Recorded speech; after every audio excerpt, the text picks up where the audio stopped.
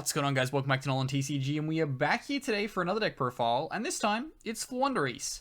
So we are finally back on this after we topped with it a few months ago.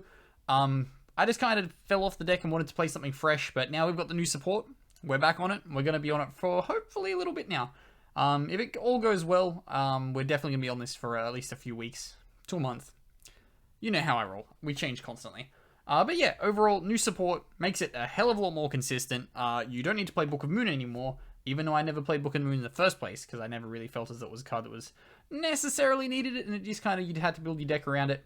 But yeah, I don't know if that's a controversial opinion, but if it is, comment down below. Before we do get started though, please remember to drop down below and hit that subscribe button if you are new here, because we are always happy to have new people to the channel. And let's get on into this deck profile. Before we do get started on this one though, it is brought to you of course by yourplaymat.com, who got us our beautiful NolanTCG extra deck sleeves.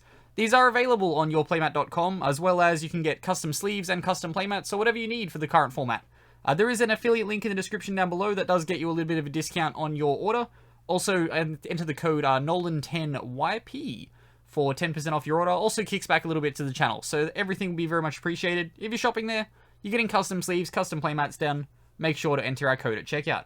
But let's get on into this deck profile. Okay, so starting us off, we have our 3 copies of Floowandereeze and Rabina. Pretty standard, just one card for your starter. Does pretty much everything.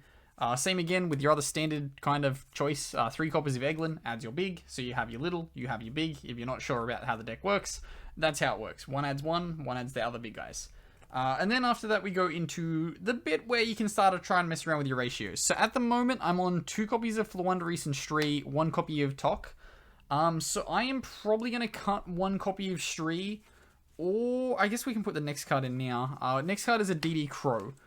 So I kind of want to mess with this main deck still, just to test where I can push it. I may well just keep it like this, like as a flat kind of choice, and then change it later. Like be through side deck and stuff, through matches. At the moment, I'm fine with the 2 Stree, but I feel as though I want it to be something better. Given that the new fields, like, you play the extra Stree because of the new spell card, but the new spell card can banish any winged beast, so it's an option to just get rid of your DD Crow, because DD Crow also then provides you that bit of interruption. Yes, Stree is a crow in itself, but Crow is just a regular crow, and you can crow things that are quick. It will just come up against a lot of things at the moment where you could just need a handy crow here and there, mainly for DPE and stuff like that. You just want to get rid of that so you don't have to worry about it, because that is probably the biggest threat to this deck as you go along, because it's something that can be summoned in defense position and offers pops, and that's a problem. And then, of course, the next card, it is the other card that we're going to be adding off our Rabina, so your Barrier Statue of the Stormwinds, just to have your standard, I guess these are all the ones that you can add off Rabina. Then after that, we go into our ratios for what we're adding off the Eglin. I've gone for a 3 big ratio. This is, again, the reason where the DD Crow is gone. So we're playing 1 Riser, 1 M-Pen, 1 Avian.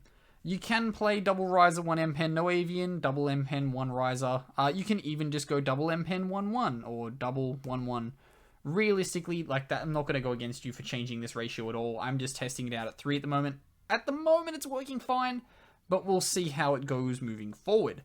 We know in the list that I played in the past, I've been big on double Riser, but as things have kind of developed, I've kind of fallen off my whole double Riser opinion. Though now we get into our hand traps. So 3 copies of Dimension Shifter, absolute staple main deck card at the moment. You cannot afford to be side decking this. You need to see it at all times. Yes, it will feel bad if you draw it on like turn 3, but hey, if you drew it on turn 1, you maybe would have won. So that's just the way odds work, isn't it? And then our other hand trap of choice, 3 copies of Ash. Weirdly, card I'm considering cutting at the moment. Ash probably doesn't do enough in the current format. So I maybe try and consider playing more of like a turn skip card. But annoyingly, a lot of turn skip cards hurt you in this deck, and that's kind of an issue. That is it for our monster lineup. So now we will move into our spells. Of course, 3 copies of our Floowandereeze and Magnificent Map. And then 3 copies of the new card. It is our Advent of Adventure.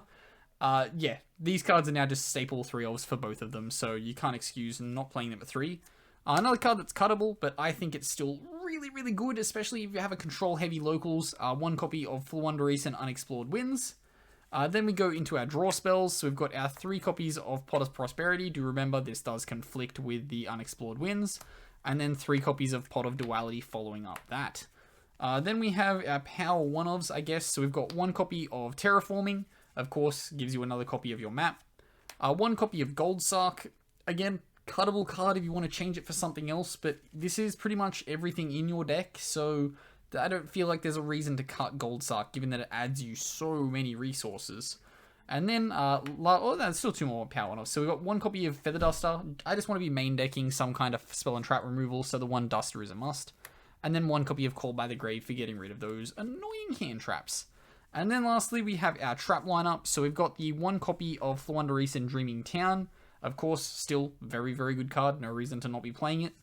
And then we've got 2 copies of Impermanence coming through after that. I am very much considering playing Harpy Storm in the main deck. Just the fact that I lose too many die rolls, I guess coin tosses, die rolls. That I lose a lot of die rolls, so I don't feel as though there's a need to be main decking it at the moment. If I was on a streak of winning die rolls, then I would very much be like, yes, side deck. But at the moment, we're on hand traps in the main deck over the Harpy's Featherstorms. Okay, now we move into the extra deck, and the extra deck is relatively useless. All of these cards can't really be used, so we've got this split into 2 halves. Cards that can be used, cards that can't be used. So we'll go through them as we go through them. For your can be used, we have our standard Zeus line. So we've got 1 copy of Assembled Nightingale, 1 copy of Downed, 1 copy of Zeus. There are situations where this does come up. So this is probably something that I would definitely recommend playing in your Floowandereeze list, just to make sure that if it's there and you need it, you can go into it. Then we have our links that can kind of come up. So we've got 1 copy of Relinquished Anima. Again, all your stuff's level 1. If you get disrupted or like the stuff's kind of not looking too good and your opponent's made a mistake, Anima fixes your problems. 1 copy of Unicorn. Of course, when you have like a big board and your opponent passes, you just want to slap it all together and push for game, you can go into Unicorn and then into Access Code if you need to clear a lot of threats off board. And then we have our Tri-Brigade package, I guess. So we've got 1 copy of Frigite with the 2 copies of Shureg. Shureg in this version of the deck doesn't come up anywhere as much as it did in the version where you played your punishments and stuff like that. In that build, that came up quite a lot. In this build, significantly less. So definitely something you can cut in the extra deck for space. And then we get to the rest of the extra deck. So the next lot of cards are effectively cards for a side deck card we're playing. We are playing Cherries at the moment, just to kind of test it out and see where that goes. So far it's proved good, but we'll kind of see as the format develops whether or not I can refine for better targets.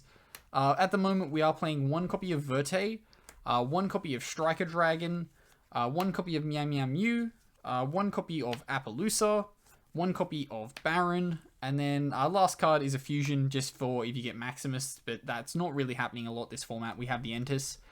Your Maximus cards are essentially the Entis and your Frigite. But yeah, I will probably try and find room to fit a Rusty in here. It'll probably be coming through as I cut a copy of Shureg, definitely. I'm just not 100% sure whether or not Rusty's 100% necessary, given that your opponent will typically already have the ability to add the Fog Blade anyway before they even get to their Rusty, so yeah, you kind of got to be wary of that. I guess if you can time it right and they haven't got to a PK yet, that you can kind of lock your opponent out of getting the Fog Blades, but in the event where they've just already had to go for it, you're not going to be able to play around it. But this is me just talking through logic in my head. Here, we will get to the end of the video.